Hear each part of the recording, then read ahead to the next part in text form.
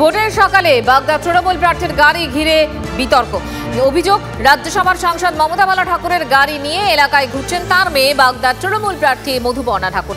Government of India MP লেখা গাড়িতে কিভাবে ঘুরতে পারেন তৃণমূল প্রার্থী, এই গাড়ির নাম্বার নিয়েই পাস তোলা হয়েছে নির্বাচন কমিশন থেকে সাফাই তৃণমূল প্রার্থীর মা তথা তৃণমূলের রাজ্যসভার সাংসদ মমতা বালা ঠাকুরের। মধুপর্ণা ঠাকুর একদম সর্বকনিষ্ঠ প্রার্থী এবং সেই কারণে মধুপর্ণা ঠাকুর তাকে গাইড করবার জন্য তার মা মমতা বালা ঠাকুর এই যে গাড়ি, এই গাড়ির একদম মধুপর্ণা ঠাকুর 94 বাগদা এসসি এই হিসাবে নেওয়া হয়েছে এবং মমতা ঠাকুর তিনি দাবি করছে WB06M8444 এই গাড়ির নাম্বার দিয়েই ইলেকশন কমিশন থেকে মধুপর্ণা ঠাকুরের নামে এই গাড়ি অ্যালট করেছে। যদিও এক্ষুনি এই গভর্নমেন্ট অফ ইন্ডিয়া এটাকে ঢেকে দেওয়া হলো, কিন্তু এই গভর্নমেন্ট অফ ইন্ডিয়া এটা কিন্তু রয়েছে প্রথম থেকেই এবং সেই বিষয়টা কিন্তু স্বাভাবিকভাবেই বিরোধীদের নজরে এসছে এবং সেটাকে কেন্দ্র করে ইতিমধ্যেই বিতর্ক রয়েছে এবং একই সঙ্গে একগুচ্ছ ব্যাচ রয়েছে এই গাড়িতে, বিভিন্ন অনুষ্ঠানে যাওয়ার পর ব্যাচ এবং এই যে গাড়ি এখানে গভর্নমেন্ট অফ ইন্ডিয়া লেখা রয়েছে এবং গাড়ির গায়ে সাংসদ অর্থাৎ এমপি সেটাও কিন্তু লেখা রয়েছে। এই গাড়ি করে ঘুরতে পারেন কিনা মধুপর্ণা ঠাকুর, অর্থাৎ তার মা যেহেতু রাজ্যসভার সাংসদ সেই জায়গায় তিনি এটা নিয়ে ঘুরতে পারেন কিনা এই নিয়ে কিন্তু ইতিমধ্যেই প্রশ্ন উঠতে শুরু করেছে।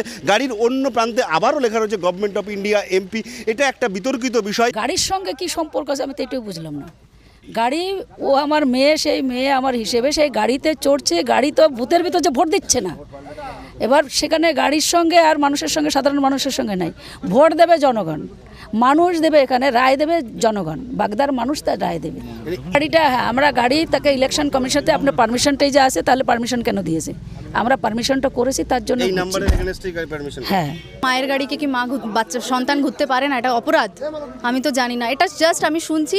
বিজেপি জানে হেরে বসে আছি, কাঠিবাজি করতে হবে, সেজন্য ড্রামা করতে হবে টিভির সামনে, কিছু করে টিএমসিকে পিছিয়ে করা, প্রার্থীকে পেছনো করা, এটাই জাস্ট একটা ষড়যন্ত্র, আর কিছুই না। বাগদার মানুষরা কি গভর্নমেন্ট অফ ওয়েস্ট বেঙ্গল দেখে ভোট দেবে না সিম্বল দেখে ভোট দেবে? সিম্বল দেখে ভোট দেবে তো, গভর্নমেন্ট অফ ওয়েস্ট বেঙ্গল দেখে কে ভোট দেবে?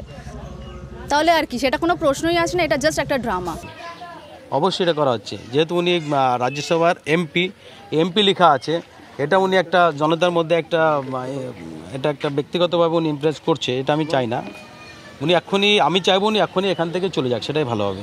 ফলে মধুপর্ণাটা যদিও মমতা বালা ঠাকুরের দাবি, তিনি যেহেতু বুথের মধ্যে যাচ্ছেন না, তিনি যেহেতু কোনো ভোট কেন্দ্রে গিয়ে কথা বলছেন না, তিনি শুধু গাড়িতে থাকছেন, তার মেয়েকে গাইড করবার জন্য তিনি মূলত এই গাড়িতে ঘুরছেন, এই বিষয়টা রয়েছে। যদিও আমাদের নজরে আসার পর তার সিকিউরিটিরা এইগুলোকে ঢেকে দেওয়ার জন্য যে প্রচেষ্টা সেটা শুরু করেছে, তারা হয়তো ঢেকে দিচ্ছেন, কিন্তু রাজ্যসভার সাংসদ তিনি আজকে এই যেহেতু বাগদার তিনি ভোটার নন, সেক্ষেত্রে তিনি থাকতে পারেন কিনা এইসব নানা প্রশ্ন কিন্তু রয়ে যাচ্ছে। টিভি9 বাংলার জন্য সুকান্ত মণ্ডলের সঙ্গে দীপঙ্কর দাসের রিপোর্ট, উত্তর 24 পরগনা।